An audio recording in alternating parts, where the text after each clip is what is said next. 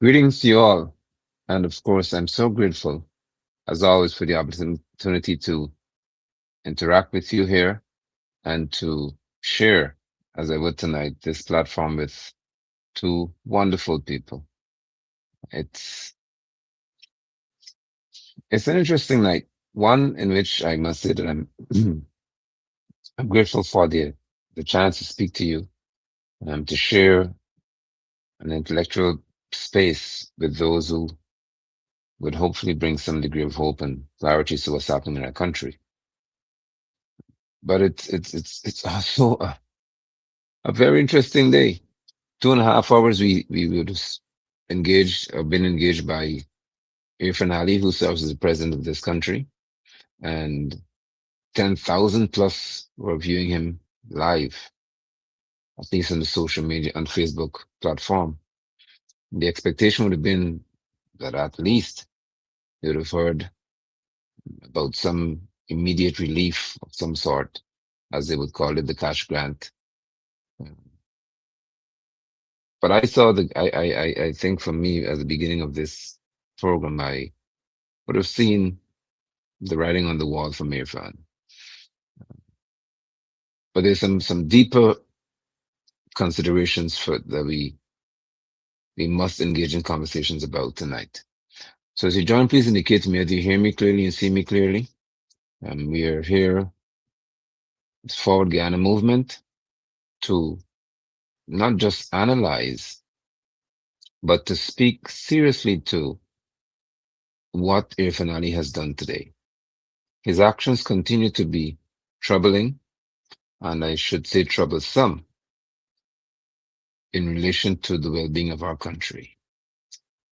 We are in the month of December.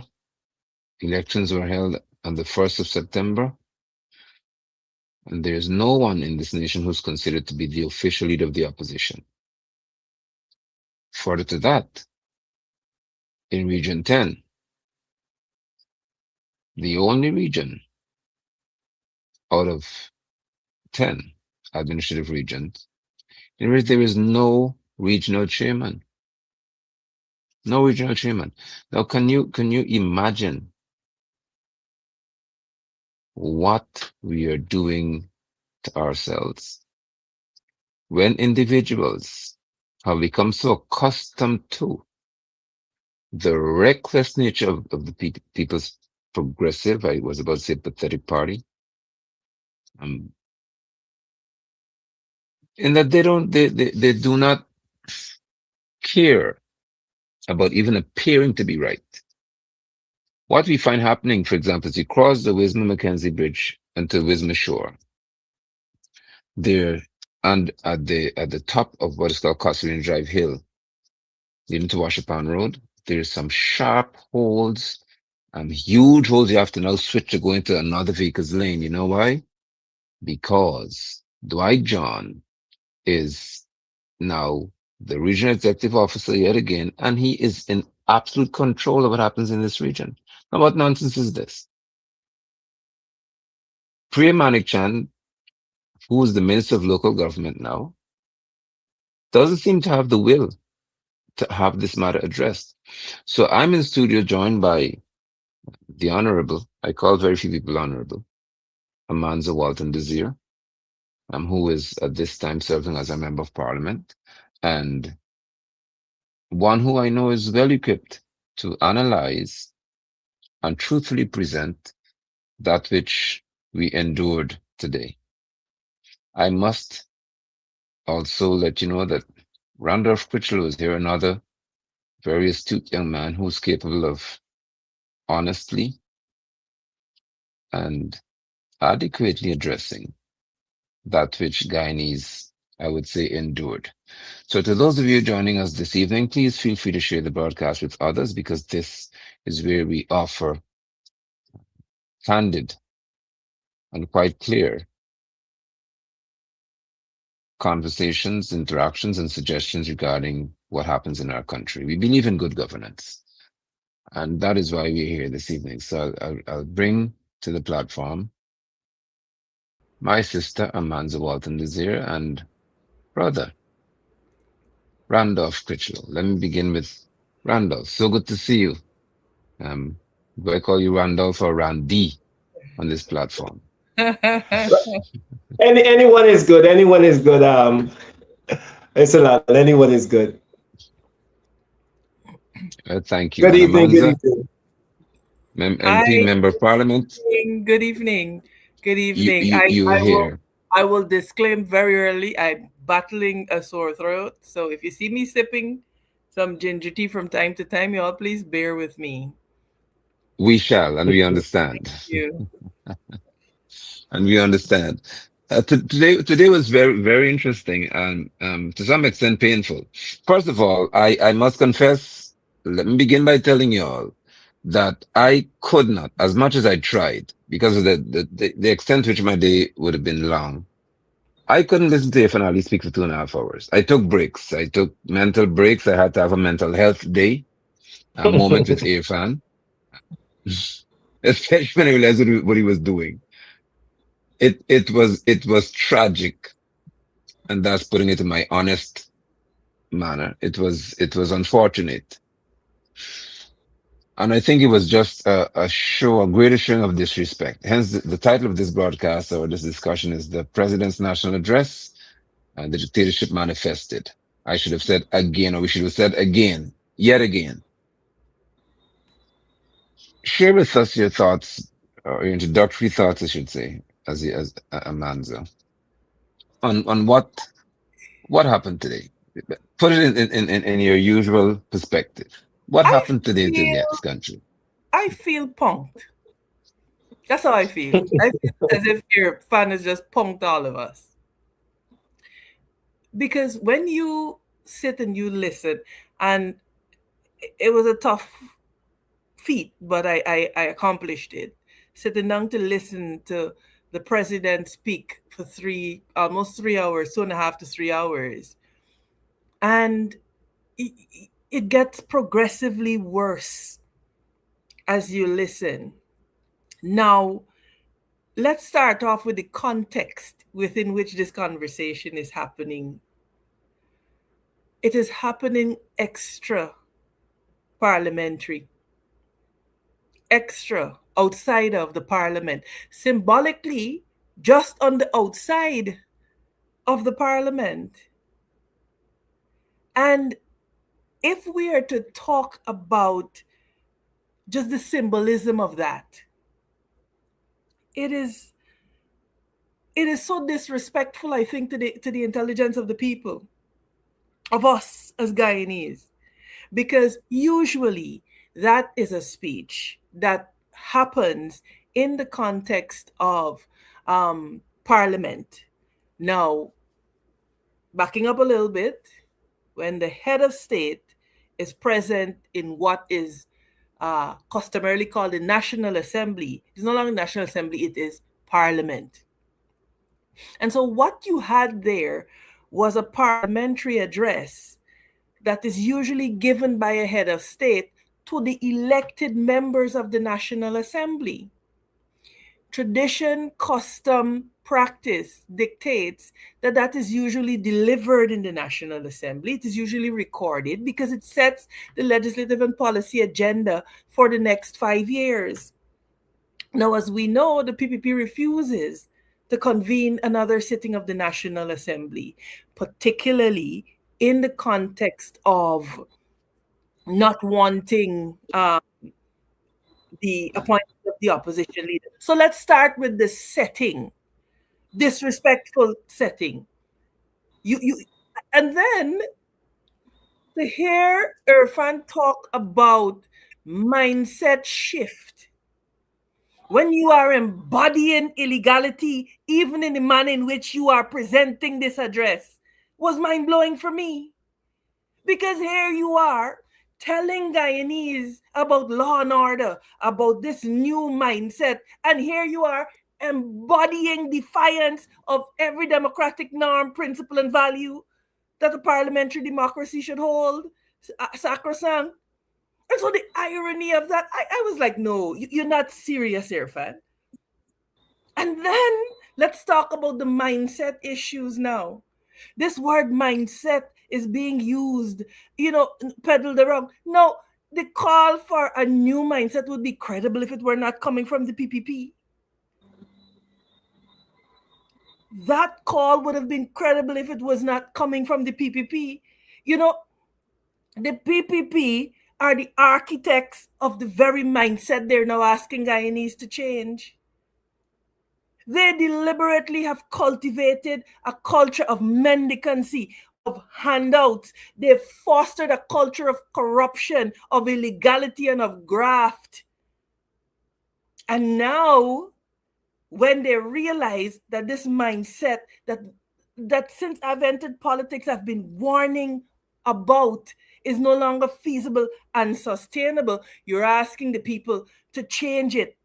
And look at the context within which you are asking Guyanese to change their minds, whilst you yourself are manifestly demonstrating lawlessness. So I will stop. I'll stop there for now because I can go on. But like I said, I felt as if somebody was punking me. I was literally sitting at my desk looking around like, is this man serious? And then he comes dressed in white. All of these things are telegraph certain things. It's not by accident with this No. fine air. And look, let me make one final point. You come on to address us for 2.5 hours, down to the smallest child knows, who is capable of understanding that we are currently seized in the throes of serious geopolitical tensions. And you do not utter a word about what Guyana's posture is to be during these times. You don't utter a word about continuity. You operate, Irfan Ali operates as if this grand vision, this grandiose vision that he has espoused tonight is going to be actualized in a vacuum. It happens within an operational environment. And as it stands, the operational environment, the geopolitical environment is rife with tension. Every plan that he has espoused there tonight could be turned over on its head tomorrow if the peace in this region erodes, if tension escalates, and if armed conflict breaks out. And yet he presents a whole 2.5 hour vision and does not speak to that. Help me to understand how that is even practical, logical, or responsible. Yeah. Wow. Yeah. Randy, Yeah. before I try to respond. No, MP has sort of unpacked most of what we will talk about tonight, including the fact that he did not mention anything about poverty alleviation in any serious way. MP mentioned the fact that the Guyanese public have been sort of acculturated over the last 5 years to look out for something. And I guess Guyanese people were looking out. They were waiting with bated breath this afternoon on something, waiting at their television set on their phones, waiting to hear what the president will say, what sort of relief measures would be, announced. Nothing was announced. Any talk about cash grant was that it would be accommodated in the 2026 budget. But, even to take it further than that, we have been talking about for the last year or so the cost of living crisis that we're going through in this country, the cost of goods on the market, the fact that Guyanese families can't afford to eat. We recently had the IDB report that noted that 58% of Guyanese are living in poverty and 32% of them are living in extreme poverty. In that setting, knowing this information, you would think that part of the president's presentation would tell the Guyanese people in very simple terms, these are the things that we are going to do to directly affect or to improve that situation where we have people living in poverty, how we pull them out of poverty. And the Guyanese people heard nothing of the sort. No immediate relief, no strategic plan of how we're going to get these 58% of people out of poverty. And so, like MP said, we feel as if we're punk. We were sitting there waiting on something, but all we heard were grand AI plans, some man dressed in white and telling you how we did a great job. And apparently we're living in this grand utopia. And like MP said, there's nothing happening outside the border, right? We don't have concerns about our population being overrun. If one bomb is to be dropped over there, the millions of people that are going to run and come over here, no talk about that. So, I mean, there's a lot to unpack, but we really heard nothing. But in hearing nothing, we really heard a lot. We really realized that this government and this president is living a fantasy. He's living in a fantasy world. So, but I would like to go back to the beginning of this and the context in which this address was given, the location and everything. I want to ask the MP, as a member of parliament, were you invited to this event? No, I wasn't. So there was no formal invitation for the opposition. Wow. How we and I know I heard you about said it I heard about it when the press spoke about it yesterday, when they said that the president will address the nation. We were not. so we are essentially we're living in a one party state essentially, because this grand plan for the next 5 years obviously does not include the opposition. The opposition has no stake in this and no part to play in this.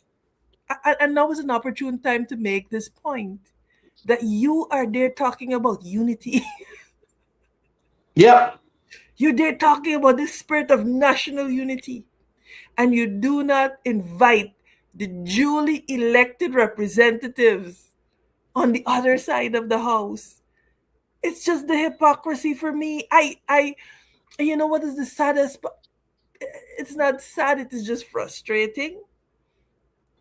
Irfan speaks with such deliberateness, and you cannot take the man seriously because what is happening around him, just the setting, the tone, the attitude, the non-invitation of the opposition negates everything that he is saying.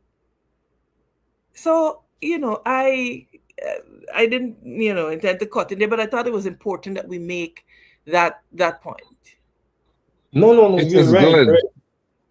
Yeah, it's good that point is made because to those who are viewing, I'm happy that you're here, and I would ask that you please share the broadcast with others, because this is what I like about Ford Ghana movement. We continue to have a particular DNA, which is to be forthright, blatantly honest, and sometimes I should say dangerously honest about how we function.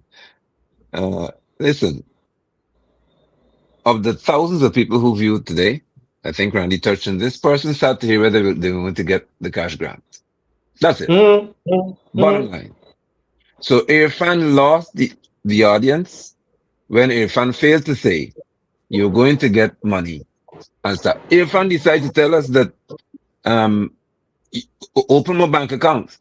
So apparently, with a country at a 58% poverty rate, if you have $1,000 or negative, somebody told me that they didn't know the bank account could be negative. I said it's possible. It is possible now to learn that if you owe codes or whatever you take through the bank, they will extract. The bank will pay the vendor, but your account will manifest or reflect that which you owe. So the person was troubled. I'm saying to Guyanese in an oil-rich economy. So apparently now, the more bank accounts that are open, it means we're prospering. There has never been a president more detached from reality than Irfan Ali. Honestly, he dressed him like one of Santa babies, and he said he's gonna get up there and act the fool. And I maybe because I long in the sun, I really don't have the patience with Irfan. Irfan rubs me the wrong way, the wrong guest. I'll come to some people say of ways. Something is wrong with him. because there's nobody who can stand and speak to the nation for 2.5 hours, knowing that these people are waiting to hear whether they're getting money for Christmas, and that didn't matter to him. All that matters is he going to give this his vision in the absence of the body that holds him accountable. And then Irfan spoke to accountability. Mm. So there's no parliamentary committee, let's say on public accounts, but Irfan says he's going to hold contractors accountable. So this is now Irfan managing maybe some building project for him and his wife. This fella has a mental disorder. Now, please forgive me, Madam Member of Parliament. This is not a new, but I get an old man, and I really can't deal with it. This Irfan has to have a mental disorder. No normal creature in this country has done what he did. Nobody's ever done it. As bad as Barrett is or would have been deemed, Barrett never did something so stupid. How do you hold people accountable for how they treat with the state funds? But there's no agency, there's no committee, as I said, to deal with this. Now, who could be more mad than Irfan? Yeah. Help me, please. Normally, misbehave like this, Brandy, and these programs, Amanda would step in and shield, give her somber tones and bring me back down to being a decent fella. Because I can't take it You know anymore. what? You know what I want? You know what I want? And this idea of living in this bubble. And I want MP to come in here because I think we need to impress on the Guyanese people how dangerous the government's handling of this geopolitical situation is. And this lack of information and this treatment of the Guyanese people as if to say, you're better off if you don't know what is happening or you don't know what is our plan. Y'all just stay in the corner there. Yeah. How are we as Guyanese people supposed to exist in this current situation when we don't know? And I know MP mentioned it. If, for example, there needs to be some sort of evacuation of a village somewhere along Region 7, what is the plan? What is the plan? You have the most powerful country in the world with guns pointed to your neighbors, the same neighbors that have migrated and been in our country for the last so many years, and that migration has increased over the last few years. These same people who will end up coming in here anytime something happens over there, and this government decides, here what?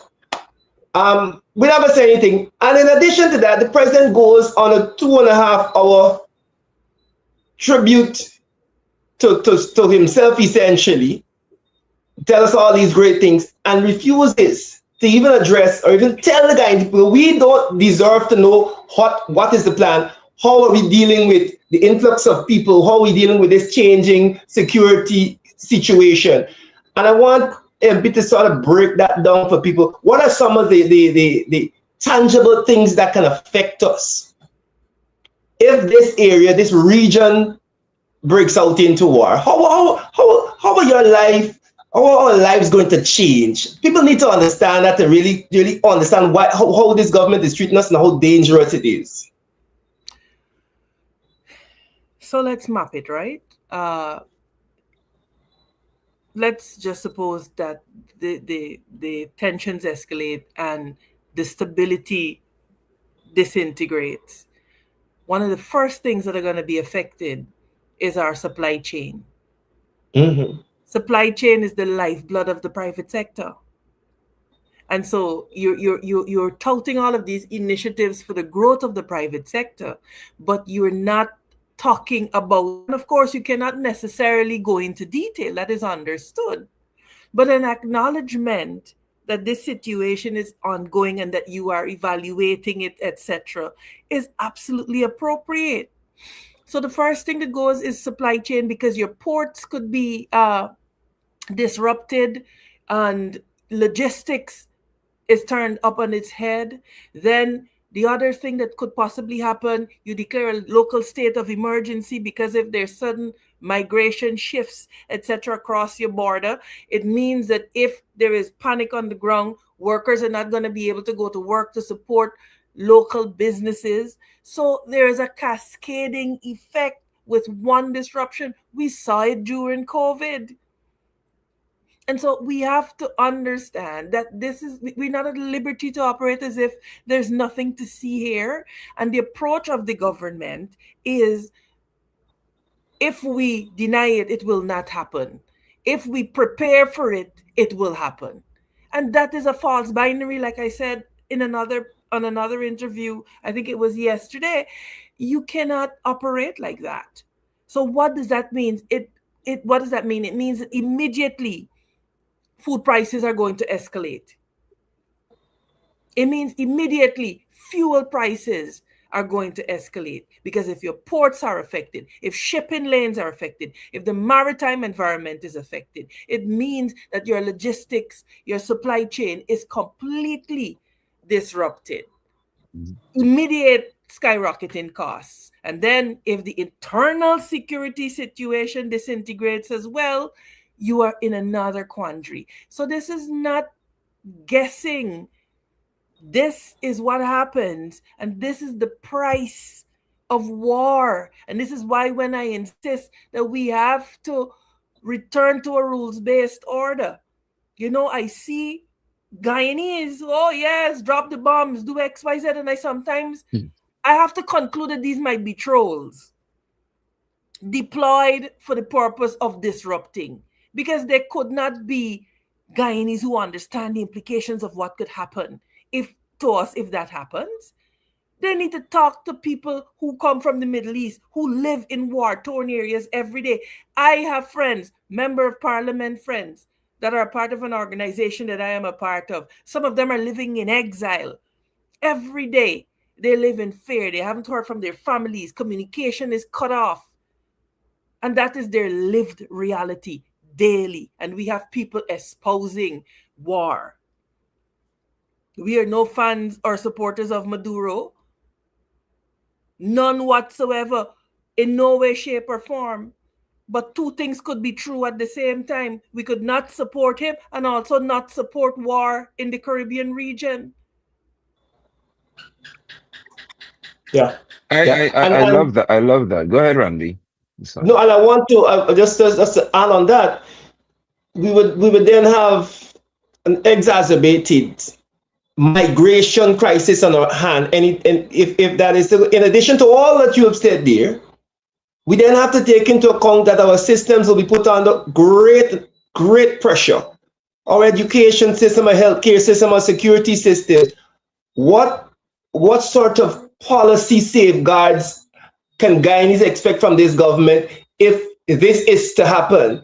There is no plan being articulated. And like you said, the president stood there for 2.5 hours pretending that nothing is happening outside of our borders.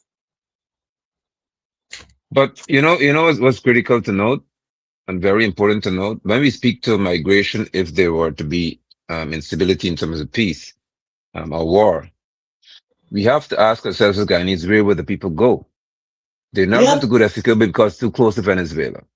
They're likely going to head to Region 4, Region 10, Region 6. So they'll be pushing. Now, can you imagine having an influx of 500,000 Venezuelans in Georgetown? We don't even have 10,000 people in our combined military. Mm-hmm. Go ahead, MP. You're muted. Just unmute for me, please. And Nigel, this is what is critically important. In the context of war and conflict, you cannot turn refugees away. There you go. Exactly. You have an international obligation to provide safe passage and harbor. So this is not, you're going to send them back. You cannot send them back. You could be charged for human rights violations if you do that. And so these are the significant, important discussions that we need to be having. It pains me when I see just the juvenile conduct of leadership of the PPP, because these are serious times and it requires serious leadership. Now, do we have the capacity to mobilize, for example, a tent city somewhere to house these people? It will require international Red Cross. It will require organizations with the type of expertise to manage these migrant flows.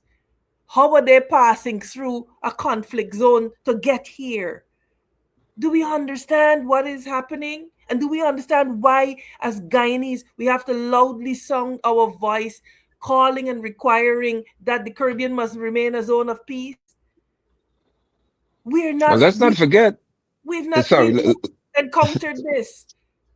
let's not forget, please, that we had a terrorist attack, and the PPP saw no need to speak to us and to guide us as to what happens. So for them, what you're saying really doesn't matter, because as long as they're safe enough, and as long as some of them, maybe their private jets will then show up, if they manage to buy that by now, because suddenly they're talking, the smaller boys are talking about buying helicopters and building helipads and so on. So they're in a different space. They're so caught up and engulfed by the thought of having so much wealth that they want to become maybe a sultan or some of some sort, or some.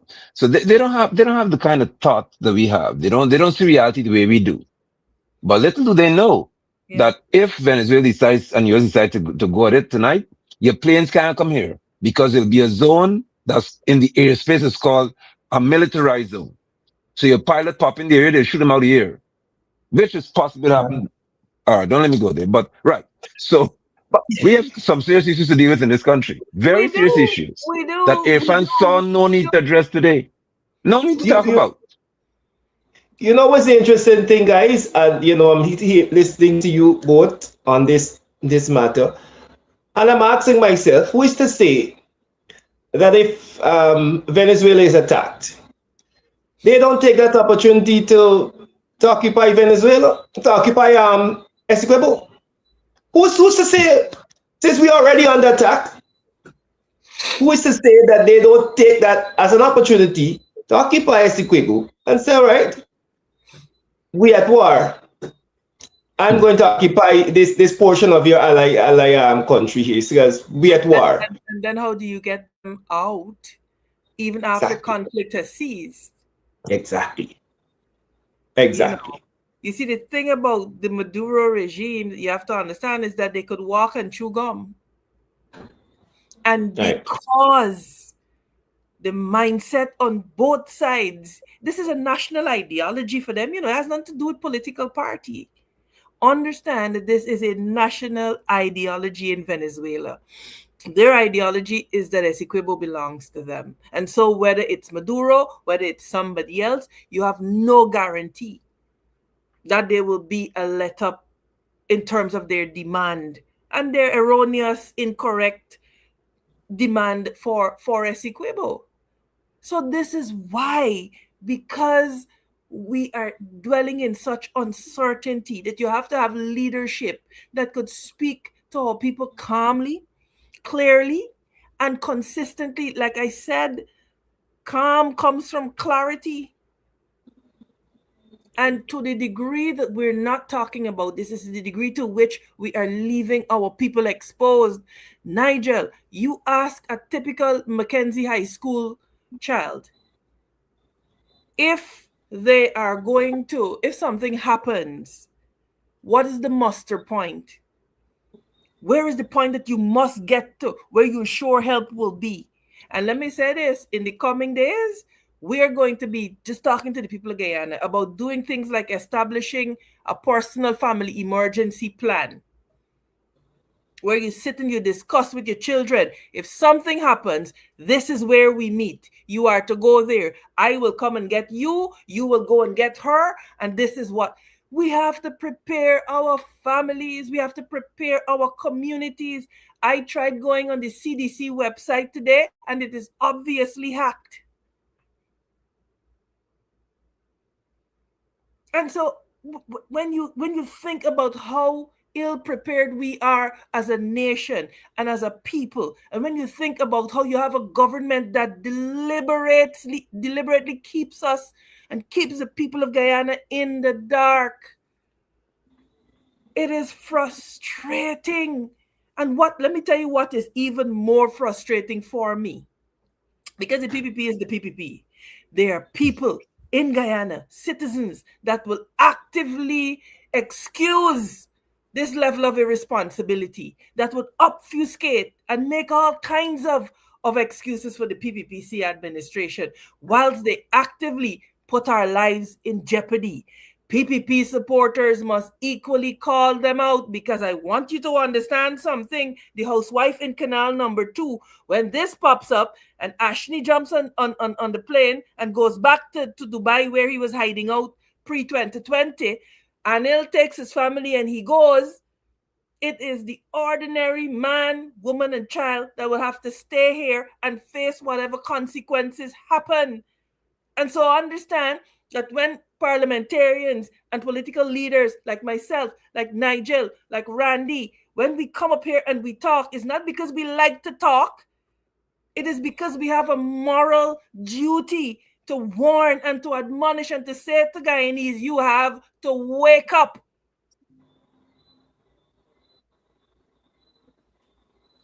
Yep. I Yep. am I'm almost speechless, and I normally am not, because for Irfan Ali to stand today and to say the things you would have said without considering or speaking to what you have is unfortunate and dangerous. What I found on a lighter note to be one of the most comical highlights is when Irfan told those who were present to give a round of applause. Say, clap your clap for this vision. This fella has Clap a for the problem. vision. It's crazy because in Trinidad, in so many other Caribbean territories, they're saying Grenada and saying, they say, listen, we need to have certain discussions that are held. We need to be serious about the situation with Venezuela and also about potential issues. Let's not forget that Irfan also said today, going back to his speech, if you can call it that, Mhm. that we need to know who's in Guyana. So he's now Mhm. touting and selling us this idea of the electronic ID cards. So we need to know who's here because Guyana is for Guyanese. Well, if Guyana is for Guyanese, Irfan, and you and Robert Prasad, Robeson, Ben Bagdan and others couldn't tell us, but Robert told us that they were then at least about 150,000. And when you go around to certain work sites, you know how many they are, or you can have an idea as to what's going on in this country. Even on our highway in Linden, there are very few who speak with the Guyanese accent, if English at all. So if I need to tell us now, if you feel that when Maduro tells them, if Shri say to them, all right, time to act, they don't have to cross the border, and that's what Amanda was saying to you for so long and others. You need to realize that right in our country, there are enough Venezuelans who are potentially military trained, to tell you on your electronic ID card to do what I wouldn't say because my sister is present. You could talk what you want. You can't make them come to you to be identified. And if you provoke them too much and they decide, 20,000 then decide tomorrow that, listen, we had enough for you, you only have 3 to 4,000 soldiers in your whole country. Think about that. Not in Georgetown. In all of Guyana, we don't have 4 or 5,000 soldiers. What do you do when you stand to give a speech trying to impress people that you have a vision without telling people that you are responsible? That's you see, Irfan, when you do that to people, your supporters would be, or would not be, I should say, impressed by what you say. What they would be is control. That's why you have to tell them they must start clapping. You have to tell them what to do because they realize that what you were saying doesn't make any sense in reference to our reality. Among your supporters who sat today, Irfan Ali, were those who fall within the category of the 58% who are below the poverty level, who are impoverished. Right there were those who are also poor. Mhm. So that's why they want clapping. Let me just help you before Randy Amanda. Let me help you tonight.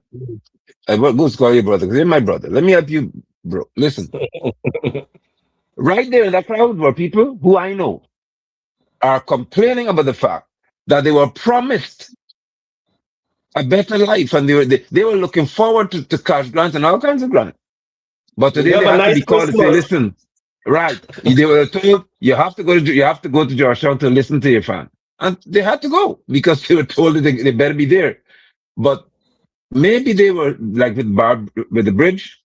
They were thinking that you just pop up like you did with the new Demar Harbor Bridge and say, tonight we call this bridge Barra Jaglio Bridge.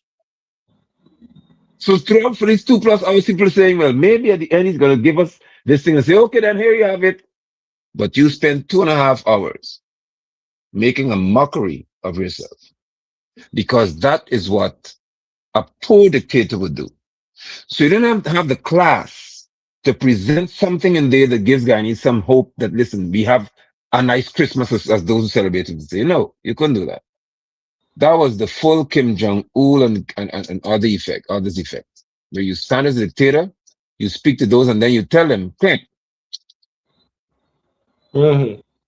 And all of our parliamentarians, especially, and I like to cause them to get you mad, Azid and Mohammed, your boy, two y'all got a sandbox fight, like a preschool. And because you're fighting for the ball or who pick up the marble first, the whole country must be at a standstill because of two y'all. And most of you. That's what's happening. Just to keep Azadin away from certain cameras, you won't invite Amanza. You will not invite Terence Campbell. You'll invite nobody because at the end of the day, you must keep Azadin out. That's how shallow you are as a leader. And that's putting it mildly. Yeah, yeah. Let me say this before MP jump in.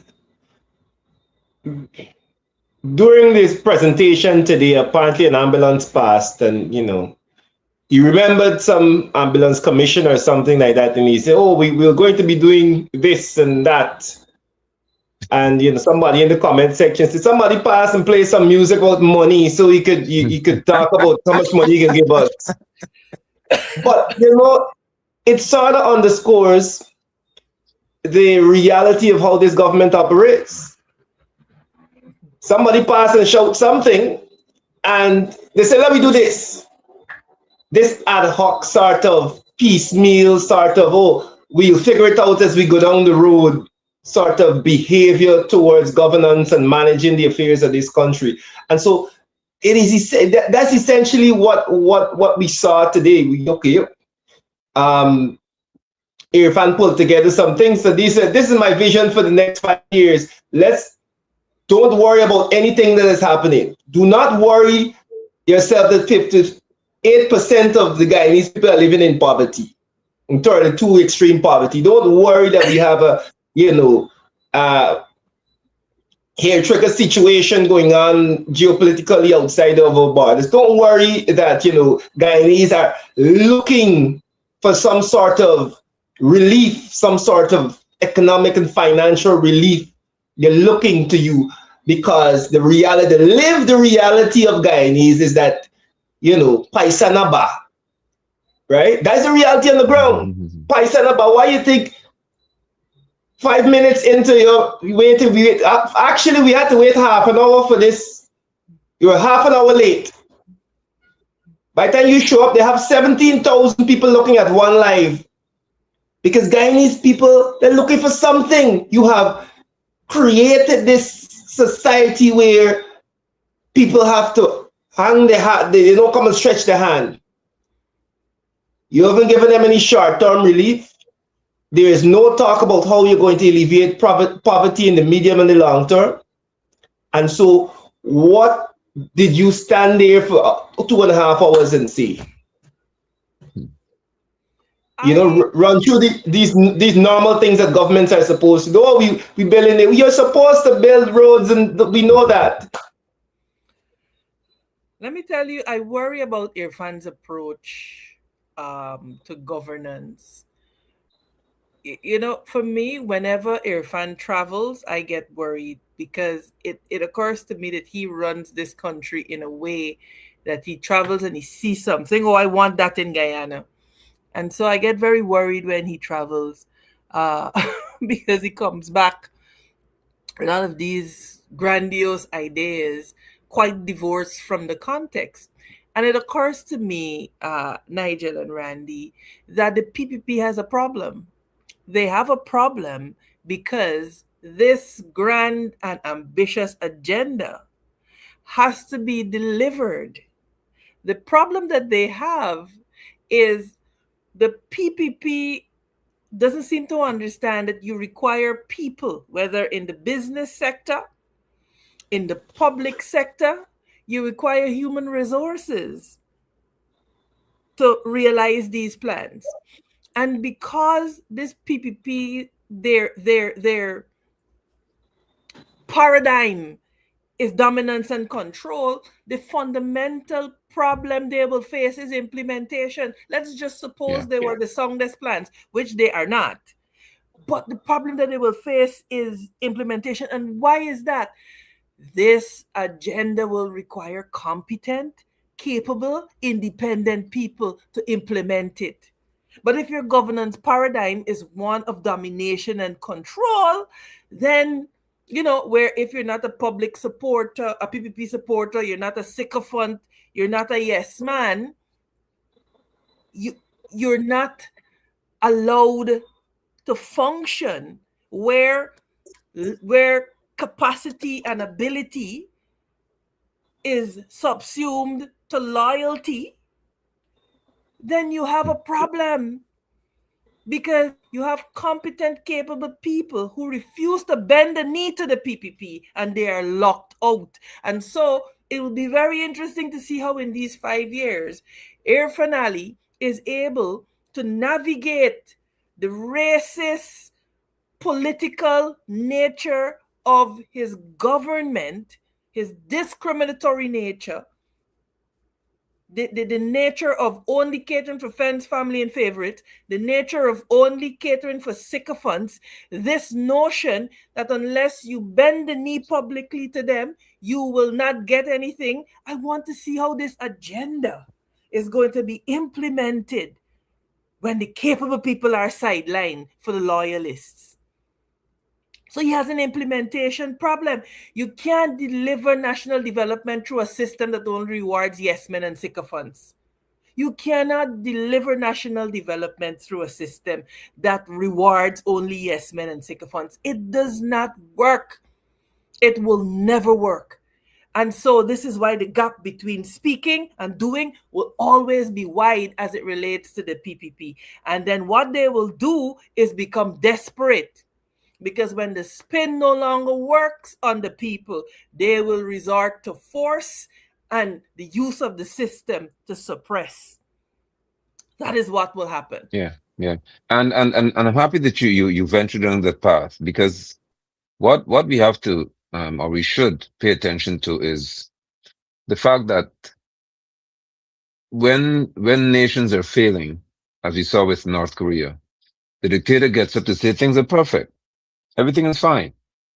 And if you ask me, has no interest in implementation, because he knows what is required. He's been around long enough. What he has is an interest in diverting person's attention from what reality is. The reality is that Guyanese cannot afford to live comfortably. He knows that. That's the reality. They're saying it. Their supporters are saying it. We can't make it look the price for a couple Belanger eggplant. Look, they're crying because it's now a burden to them. He knows that the people who are benefiting the most in this nation are his friends or his capitalist buddies, the private sector. Aman's Irfan is realizing something, and he can't run from it. That as the economy booms, we've collected $500 million or more US dollars within from January to July in oil revenue. $500 million, 2.75 billion US dollars. Yet, Irfan knows that the rate of poverty increased by 10%. Now, how do you stand and tell me that things are okay when the more money we get, the poorer people become? He's in trouble. You muted. Just unmute for me, sis. He's in serious trouble. Yeah, and that is the paradox of poverty amidst plenty, isn't it? It is. And which is why I noticed somebody by the name of Diarmas or something like that. That is the apparent DG of Aviation and Utilities. Oh Lord, yeah. Takes the time to write some foolishness about me being emotional. Well, yes, I'm emotional. I'm emotional because I get the tales of mothers that can't afford to feed their children. Right? You got people lined up at a constituency office and you feel so helpless because, of course, as an opposition MP, you don't have a budget. And so you literally have to go into your own pocket because people are coming to you. They need help. They don't have passage. They want to go to work and they don't have passage. And let me say to that the Armas fellow or whoever it is, dance in your section, stay in your lane. You are responsible for aviation. You had better go and make sure that they release that aircraft accident report so that we could know what happened to that helicopter. You had better go and make sure that we don't have brown stink water coming through our taps. You had better go and make sure that the lights stay on in this country instead of operating like a government apologist. And this is the type of people that these ministers have surrounding them. Oh, yes, boss, no, boss. And they shock and they jive to the detriment of Guyanese. Because for them, as long as they and their family are okay, to hell with what happens with anybody else. And you know, Nigel, I get worked up, and you might gotta calm me down here because when I see this level of foolishness going on with our people, and we have people who have the time to be majoring in the minors. Sometimes I'm like, you know, Amanda. Anyway, I'll Yeah, stop there. it's a Yeah. tragedy that's unfolding because there are those who, I think the entire cabinet and even those PSs and so on, they know what our reality is. They know it. Todd, for example, Todd is the Minister of Foreign Affairs. You mean tell me whenever Donald See? Trump says something, to, see? Now when Trump says, hey, Maduro, leave, go, you got whatever, Trump says, seize that vessel. Todd is not even saying anything to us as a people. Because Irfan has begun to micromanage to the extent whereby nobody could talk. I don't know if Frank Mm. Anthony still lives in Guyana. Irfan is boasting about the health sector today in his speech, not realizing apparently that we don't have doctors in these hospitals. And Mm. and isn't that the most? So you listen to them, and I was Paul, I I was tell you, talking to a parent that lost her daughter because they didn't have oxygen at one of these new hospitals. And Irfan stands to talk about the amount of money they're expending in healthcare. The amount of money expended does not equal to results. And so if you there you go. notice how the PPP presents figures, they present it and statistics, they present it in the context of monies invested. So if we Yeah, spend more, we ought to get more results. And any basic economist would tell you that that ain't so. So it's not the metrics of how long it takes one patient on entrance to exit, etc. Those matrices don't apply. Is no, how Mm. much money we spend. no. Not telling us that you got an efficiency gap of 41 cents. So 41% of what you're putting in there is lost on corruption and graft and greed. And then this notion that you could somehow redefine primary care. I heard Barrett Jagdeo said that they will redefine primary care because like who are you? Primary care is what it is. You don't have you don't have the ability to redefine it and to make it what it is not. And so you build hospitals catering for tertiary care. Meanwhile, the village clinics and the primary preventive care that we need is missing, which is why the cases of renal failure and people needing dialysis is growing so exponentially, and it is directly tied to all of these fast food joints that they have the Chinese putting up all over this country Everywhere. having Fried Guyanese foods. eating fast foods. People must understand that the proliferation of fast foods is an indication of something. The proliferation of fine dining and healthy foods is also an indication of something. Mm. But I will You leave know, that because to my mind, I'm gonna be on here till midnight because I am so incensed by this nonsense that I hear. And then you have those, oh, they're clapping. You almost want to puke when you look at this level of nonsense. indeed, Go ahead, indeed. Randy. Before we go, I wanted to point out a few things. Because we're talking about the things that we heard, and the more so the things that we didn't hear. Uh, we already mentioned this idea of poverty alleviation.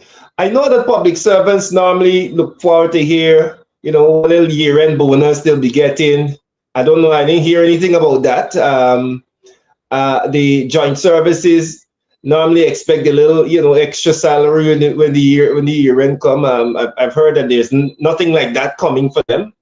So this is a year of nothing essentially for anybody. But what else we didn't hear is a general sense of hope for the Guyanese people. And I want to say this because many persons may have tuned in listening to see how we getting out of this. And through all the flowery language and all of the grand AI plans and online schools and all these things and all the merry things that you heard, I don't think that people got a sense of how are we going to be better off come January, come April next year. How's our life going to improve? We don't have the sort of means and money to access the infrastructure budget that they have out there. How are we moving forward as a country? How am I moving forward with my family and making our lives better? There's no talk of that. There's no talk about No, helping the public sector workers who are stuck on this minimum wage that is not a livable wage. There's no talk about increasing public servant salary. There's, and so but did he? people who Sorry, are really Randy. listening with their sense of hopelessness. Sorry, go ahead. No, because I'm so grateful that you've been there. Since Irfan may have forgotten about the nurses who he said Yes. sometime this week that they're going to address this matter regarding their wages and their salaries. I don't think that the public servants got what they were supposed in terms of retroactive benefits because the PPP utilized their money for elections. Bottom line, Mm, the mm, $57 billion actually said they wanted within a month. Where did it go? Oh, Mark Phillips said he spent it mm. on oil for generators. Well, what you did apparently was you flooded the generator with fuel and broke up all. Sorry for my language, because I want to talk like no decent person tonight. He Mark, probably what used y'all wrong did? fuel. Yes, you flooded and break up all because we never had as much blackout before the $57 billion would have been had. So, Yeah. so they don't have money. That's the problem. These people are spending faster than we are earning because they have got a race to compete on an international stage with those in Dubai and those places. They have ambitions that are dangerous to us as a people. And because the spirit of greed does not have a limit, No limit. Mm, right? yeah. And because money and power just amplifies who you are, it don't make you better. There's I a heard race among something them. else. MP and Mr. London. He said that they had great investment over the last year in the in the creative industry, in the creative sector. And I'm sitting here asking, where? What did you spend it on? I I could cannot look tell in you, any I could tell region you, and see I could any tell you what they spent. where the new theaters, where the new dance schools, where the new when when they speak about investment, understand how the PPP operates, If you look, you are going to see a seismic co-opting of talent and creatives in this country.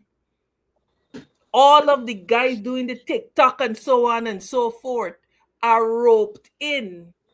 Yeah. And then they are converted to sycophants and yes men because they are suddenly having access to money and so on that they never had before. So when they talk about investment, that is the investment that they're Yeah. talking about, not Yeah. promoting independent creatives. And let me tell you something, the creative sector, the poets, the artists, the theater, this is a key segment in holding government accountable. Yes. Satire, spoken word, these skits that they do on TikTok, they mirror our realities to us, to those in government. And so when the creative sector, when our young TikTokers and influencers allow themselves to be co-opted and allow their voices to be co-opted simply because they are fine, not understanding the disservice that they're doing and the disservice that they're doing in terms of them conditioning and influencing Guyanese in a particular way, it, it is dangerous because the creatives have an ability to influence and it must be used positively. So they will buy voices and they're going to blacklist people like Kwesies who don't agree with them. And what creatives should be pushing for is not, oh, I got invited to this latest government concert. They should be pushing for copyright so that when they create out of themselves, it comes from a place of authenticity and they could monetize it properly without having to suck up. Mm-hmm. Yeah. Mm-hmm. And you know what's important? I make it easy for those of you who live in Georgetown, especially. Whenever you pass the National Cultural Center, you don't have to go inside. Look up.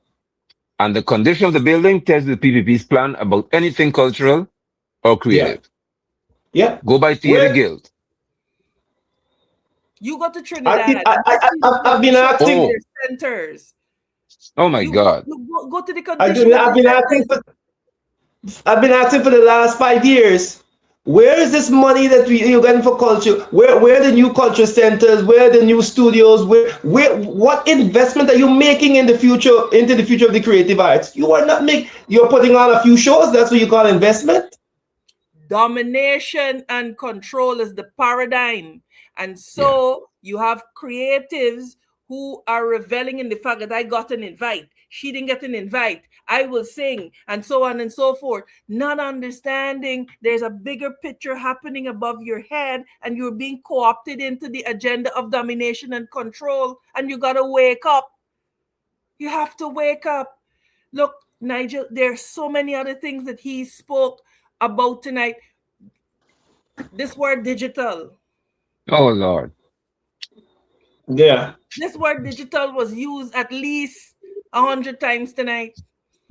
He had a ball, man. You know, but I'll tell you what was very concerning for me. When you hear Irfan speak, this digital reform that he's talking about is not being coached as a service. This digital reform that he's speaking about is not being coached as a service. It is being coached as control. Listen to what he said. Language about identifying people and tracking them and putting them on notice is about intimidation. It's not about accountability, right? Accountability is not achieved through threatening people. No, So that sorry, but that point right there, MP is major because there has been no meeting of the parliament. There's been no discussion at the parliamentary level regarding electronic identification. Claudette Hmm. said we can't have voters ID card that's electronic. We can't have biometrics because parliament didn't decide on that. AFN has already begun to say people are volunteering. Now you can't volunteer to do that which is unlawful or ultra violates the constitution. I don't volunteer to break the law. or to do something that is a bit beyond the ambit of law. He knows what is required. I keep saying about this fella. Irfan is a dangerous cat. He knows exactly what he's doing, and that makes him 10 times more dangerous. So when I heard Irfan speaking to this digital world, in which I think is a new word he learned to pronounce probably over the last 2 days, because he said it often enough to get them perfected. What what Irfan has done is tell Guyanese, listen, we're going to use the electronic system to deal with y'all. That's what he's saying. And I want to make this clear to you in this vision that he cast today. When you release, it's only once you have to do it. Once you submit yourself to that, the banks, all systems in your country have access to you once they have access to that. And you don't control who has access to it. That's why they know that parliamentarians like Amanza Walton Desir and others can stand and challenge them to say, what will you do with this information? And he doesn't want to answer to that. Yeah. We're in Yeah. trouble. No, Yeah. we are in serious trouble. And then, he spent a lot of time talking about the Amerindian community. And I was like, look at this man got face. You Look at telling the me? condition Take of the Amerindian hostel. hostel. Not respect for the Amerindian community. Look at the condition of the Amerindian hostel. You get all of this money from Hess and so on. Why was not the first order of business to rebuild a hostel? Instead, they use that money as slush funds to enrich themselves, their friends, and their family and favorites. Give token tractors and so on in the communities. Randy, when we were campaigning in Nigeria, you remember half of the Amerindian communities we went to, the tractors are up on blocks because none of them are working. None. Because if you are going to make such an investment in tractors and so on, by God, you're going to set up a service center. Like, help me to understand how this government is so backward.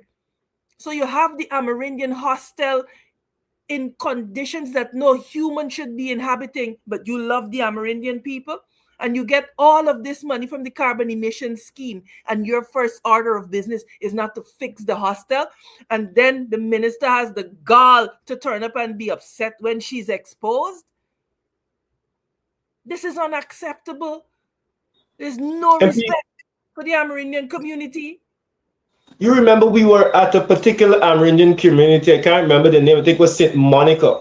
And the guys were asking, it's for a boat engine, I think, just an engine. The guys were asking for a boat engine. Nigel, you remember that? We're like, To get the okay, children to to school. get the children to school. Can you Mm-hmm. imagine that? Yep. Yep. Can you imagine that? And, You know, and you somebody got an said, oil economy. You have an oil economy. You're talking about revenue. And so when you go down and you think about sector by sector, just the level of hypocrisy. Irfan Ali stands tonight and tells our people about access to justice. mm-hmm. And Oh, and that you was know good. what? You know what struck me is that this man talks about access to justice and immediately talks about the number of courts they're building all over. Because for Irfan, apparently, access to justice means being able to walk into a court. Has nothing to do with the qualitative element of the thing. Access to justice is not measured by the number of courts. It's not a brick and mortar. It is measured by the fact of how your citizens can approach the justice system without fear of reprisals and intimidation. Go right there. Yes. You have an attorney general that publicly says that I will ask the court to impose harsh costs on a citizen coming to test a constitutional question. This is public threats. And making applications in the court, punish them with costs. And this is Irfan Ali talking about access to justice.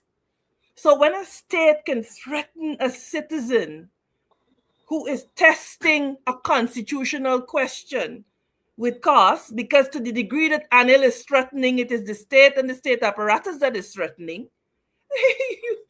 You can start and talk about access to justice and then tell us, but because we got 10 courts, like we got 12 hospitals, that access to justice is a thing. And then Irfan talks about precedent. I nearly fell out of my chair when Irfan spoke about precedent. Precedent is important. Because precedent is important. Because why is it important? Because justice must not be delayed. No, Irfan. Precedent is important because the law must be certain. So that when the CCJ has ruled that you should not impose punitive costs on a citizen bringing a constitutional question because they're doing a public service, and your attorney general stands up and asks the court for $2 and $3 million in costs, then you and your government are the problem. You and your government are the problem. So, like I said, the distance between talk and action with this PPPC government, it's too much. The irony of standing there, breaking precedent in terms of parliamentary norms, and that address. And then telling people what precedent is important. Right? Precedent is important. When I tell you and they're punkers, that's what I mean. Because it is a level of gaslighting that you literally have to question yourself. Well, did he just say that? And that's precedence again. Gaslighting the citizens. That's what they're doing. Listen, precedence is important. That's why Irfan was the only president to ever sit and speak as though he were a medical officer. The girl was not in, Adriana was not in the pool. That's precedence to Irfan. You sat, instead of having Clifton, he can speak to what is considered a criminal matter. You decide to tell people that the doctors told you. I don't think there's any other leader in this nation who has performed worse than Irfan. I used to think Donald Ramata was bad enough. When I see Donald, I'll apologize to you because I thought that you were like just borderline crazy with certain things that you did. But Irfan took the cake. Irfan, this fellow is an ordinary. The things that he says about the economy, and we go to our beds with this one because I know that we older people now, Amanda and I, Randy's still in first stage. But the things that he says about what he considers to be progress. He spoke to how many house lots people acquired. And he spoke to the fact that they're going to have the intent to build 8,000 houses per year. But again, he's projecting now to listen.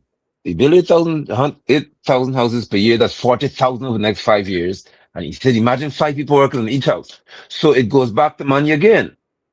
What he hasn't told us is who will get the contract to build houses and what will be the quality of those houses that are being built. Further to that, who can afford to buy them? Will there be another lake? Because you build houses in lakes, Irfan. You're one who builds houses that don't float. So you put them in the lake, the yard is flooded, mosquitoes come and inhabit the place, and you say we built 8,000 homes. So all Irfan's drive is to have the private sector thrive. Because looped into the private sector are ministers' accounts in reference to how much money they make. That's how they make money. There is a systematic way whereby these ministers, as I saw Azrin Mohammed stand the other day, it's within his right. He's one who I could say talk because you are so close to them for so many years and you have a right to talk what you know now. That's a good thing. So when he said that Zulfikar used to live in a wooden house, he was there, you have a right to say it. And within 5 years, not just Zulfi, the sons of Zulfikar. There should be a book called written called The Sons of Zulfikar. When you see how they're living, it's obvious. When we see Azrin Sana say this area, which is true, on the cadastral map was identified for a playground. but sheriff has buildings on it. Talk as it is. Do you have a right to talk now? Because you're showing us how Irfan and Barrett govern and for whom they govern. So when Irfan stood to talk today, all you have to do tonight is flip to T. Muhammad's page and see what Azadin said and listen to Irfan's vision. It's that Yeah, simple. yeah. And And, that is the I'll allow reality. MP to have the final word. I'll allow you to have the I final word, wanted MP. to this thing, one of the things that struck me is that he spoke a lot about economic diversification and opportunity. But the reality is that this economic diversification and opportunity that Irfan Ali spoke about when he talks about access to opportunities and so on, it is all processed through a political filter. So this illusion of inclusion is just that, an illusion. So when he talks about using AI to help with systems processing and so on, and is talking about a systems approach, if it is happening through a political filter, it doesn't remove bias and discrimination, which is why when Irfan Ali talks about projects, and I noted that he spoke about Palmyra, and I want us to be very, very clear that the development of at Palmyra is intended to undermine New Amsterdam. Now, if Irfan Ali were a smart, forward thinking president, he would study the history of New Amsterdam and he would understand that there is a historical link between our New Amsterdam and New York. And if you're talking about tourism, what you would do is explore that historical link and capitalize on it to drive tourism to Region 6. But you are so hell-bent on undermining New Amsterdam that this is what you are doing. And you're putting investments in places. You notice in every category of what he has said, it doesn't matter where you're from or whatever. You notice Irfan Ali has never said what political party you support. No. He has never said, irrespective of your political persuasion. And that is the litmus test that we must apply, because you know that that is when it will be filtered through political lenses, and all of it is just cheap talk. And so if you have diversification and you don't have transparency, what you have is a concentration of wealth in the Triple F mafia, the friends, the family, and the favorites. And so there is no merit-based access to nothing. Listen, I know we got to go to bed, but I am so mad about this foolishness that I heard here tonight. And I am so mad about the insult to our intelligence. And it's like you what do people say? You piss on my leg and you're telling me it's raining. It's great. We need to do this Yeah, again, though. We need yeah. we need to have further conversation because if friend spoke for 2.5 hours, and when someone of his ilk speaks for 2.5 hours, it takes 2.5 weeks to try to make sense of what he said. That's the trouble for me. So I really appreciate your taking Yeah. time to sit, although your throat is not at the best. And Randy, I'm so grateful that you would You, have shared with us too Mr. tonight, Lam, man. before you go, before you wrap up, I was saying to MP, I will give her the last word. I wanted to speak before, but she went, she was flowing. But let me say this quickly. Someone said that hypocrisy is the audacity to speak of integrity from a den of corruption. And Wow. what we saw there was an audacious attempt to lecture to us about integrity whilst being the chief in this den of corruption. And that's what it is. The PPP and the PPP administration is a den of corruption. And so you don a white suit with this veneer of this, present to us this veneer of being pure, Pure and and come honest. and lecture to Pure and us true. when I come But true what? like an angel in white. I come in peace. I right. leave, I leave you in pieces. speaking to us about integrity when you are the chief in this Oh in chief, man. the chief executive of this den of corruption, and that's what we saw. Yeah. It's just hypocrisy. I don't get, Randy, and I will end by saying this.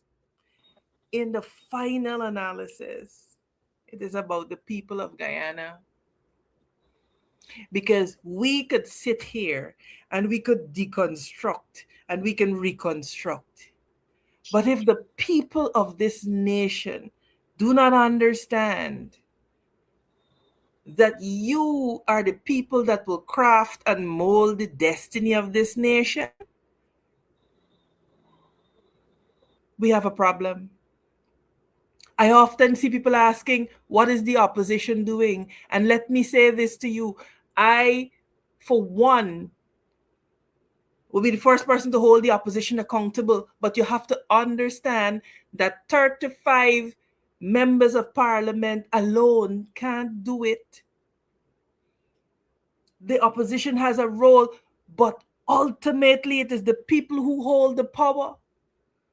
And so when we come here and we talk and we share and we expose, what do you do with the information? And I'm gonna be the first to say we put some licks on their fan tonight, but I will say to the people of Guyana that APNU had a protest for cash grant. If the 10,000 viewers of the program Hmm. that was commenting about the cash grant decided that they were going to go out there, cash grant would have happened this year. And I want us to be very clear on that. Because if 1,500, 1,000, 2,000 of the people who want cash grant were going to go out outside of OP, cash grant would have been given, because the people are the ones with the power. And so you cannot outsource this fight for a good Guyana. You can't. The opposition alone is not going to do it. And I am a member of the opposition and I'm not prepared to sit here and lie to you. I can't do it without you. Nigel can't do it without you. Win can't do it without you. APNU cannot do it without you.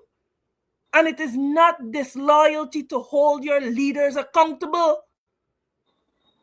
It is disloyalty to Guyana when you subsume the future of this country on the cheap political theatrics.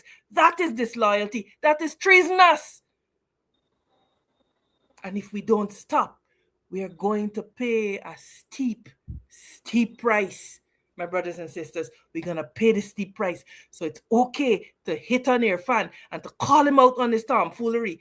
But then what do we do about that? What do we do with the information that we have? How are we supporting our opposition leaders? When they call for action, do we show up? Mm-hmm. Yep. Well put, and what a way to present Mm-hmm. the last word.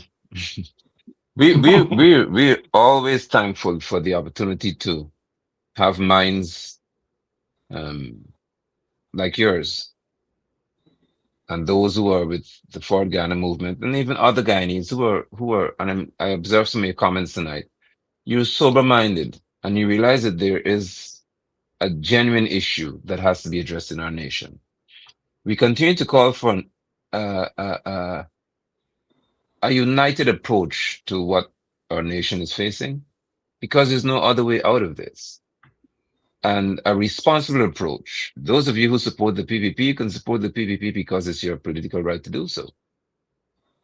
But it is not your human right to support anyone who demonstrates that they have no intention of obeying that which is lawful and orderly. Guyana needs an official opposition leader, and we need to have a functional house in reference to the National Assembly. We need to have officers in our regions that are able to do their job. We need to have a demonstration of true patriotic intention by those who lead our country. If Finale doesn't have the ability to do any of those things, and as a result, he'll continue to wreak havoc on our land. What I would say to us as Guyanese people is, as the leader for Ghana movement would have said, it's on us. It's on us to stand and to do what we must to protect the integrity of our nation and the well-being of our nation. We must do what we must. A line has to be drawn. And I believe that tonight we're even more inspired by the passion of the leader for Ghana movement and the understanding of those of you who would have viewed this broadcast that there's something has to be done. And it shall be Yep. done very soon, very shortly. So thank you so much, Randy and Amanza. I appreciate your time here. To those who viewed and who shared the broadcast, I'm certainly grateful. We are grateful, and we are mindful that elections may be had in the next few years. Um, who knows? The way that things are going now, we don't know what can happen and what would happen. But we're prepared to represent you beyond electoral spaces. And we've been doing that for probably most of our lives. Let's continue to do the same. Be encouraged. Do well, Guyanese brothers and sisters. Much of an appreciation. All right. Take care, I y'all. Thank you so much. And we look forward to engaging with you again in a sensible discussion. If only Irfan had spent this hour and a half speaking to you in this manner, I think we'd have been better off. We also like to remind Irfan Ali that we would encourage you to have what is called a contract that your wife spoke about. Let's have that contract. And included in that contract should be how our patrimony, how our wealth is distributed equitably, fairly across our nation. Don't talk to us about just a grant of cash. Speak to us about a contract that includes the people of Guyana, that includes our future generations, that includes you're saying to us that you're aware of the fact that what we earn belongs to all of us. Be serious for once here, finale. You may be better off in the future because of it. Do well, viewers, and take care.